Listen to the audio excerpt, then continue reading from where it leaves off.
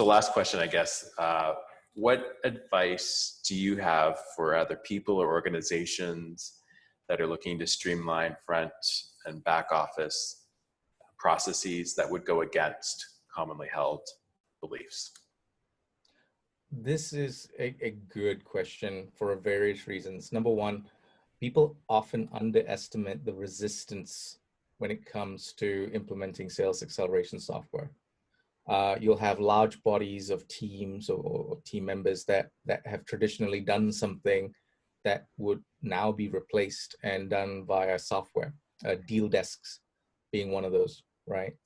It doesn't mean that those people go away. It just means that they are re-engineered and to do higher value tasks as opposed to just doing complicated calculations. Secondly, you would think that people want to move away from spreadsheets, but sometimes people often underestimate the draw of the spreadsheet, right? It's easy to use, it's right there on your desktop, and especially when you got it just right with the macros and the pivot tables, you don't really want to move anything, right? So to take that intelligence and to move that into a system where everybody can access it, again, is another resistance point. And that's of course the data aspect of it.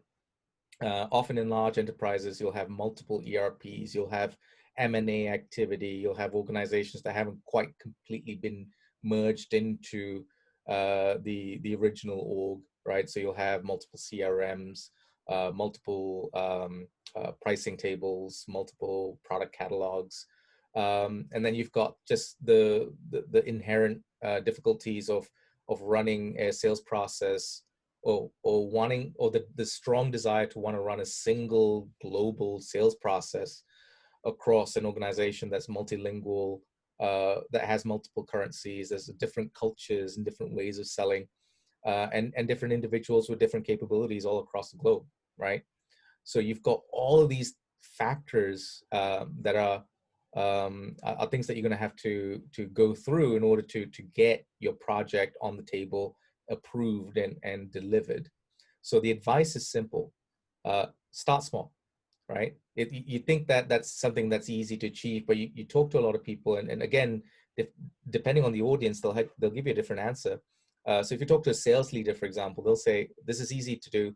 Let's just get everybody on a single sales process globally. Let's get it done now." All right. And then you talk to the COO, for example, and you'll go, "Oh, no, no, no, no. We've got all these different moving parts after the sale.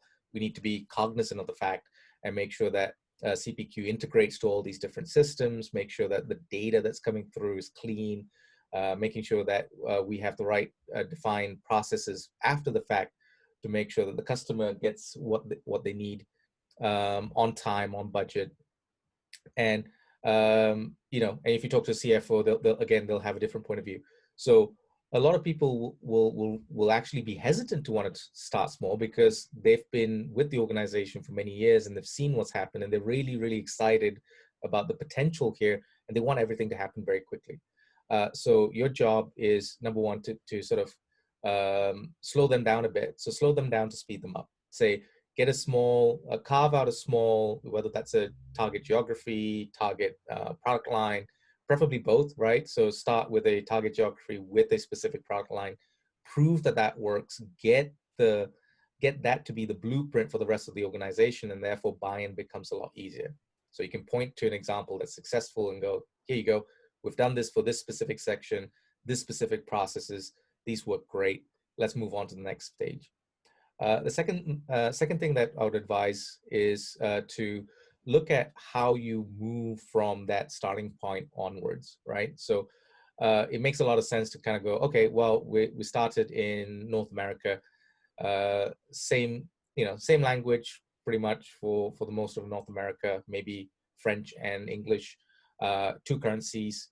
Let's just expand that and go from there. Well, not quite, right? Because different product lines may have different workflows, for example, different approval processes, different ways of doing business. So thinking about what are the natural next steps after your starting point is also incredibly important.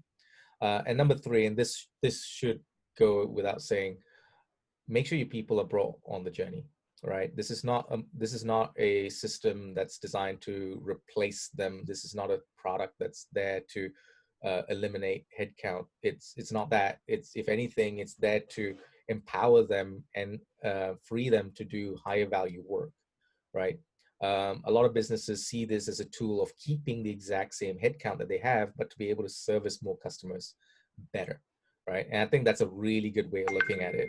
Don't look at it as a way of reducing headcount, but rather, I don't want to increase headcount, but how do I grow my business with whilst keeping everything the same?